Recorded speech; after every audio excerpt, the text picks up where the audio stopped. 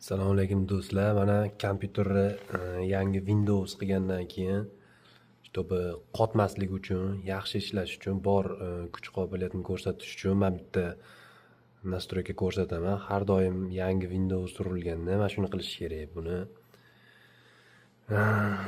klaviaturadan Windows R tugmasini bosamiz. Komanda strayka ochiladi. Bu yoqqa msconfig deb yozamiz.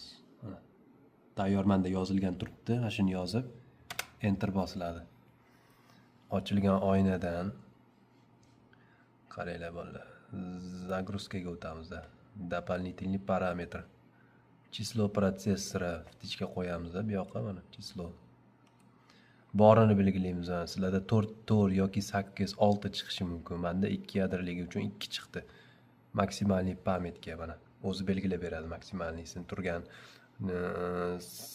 anaqada o'rnatilgan platada o'rnatilgan maksimalniy pametni ko'rsatib beradi. OK bosiladi. Применить.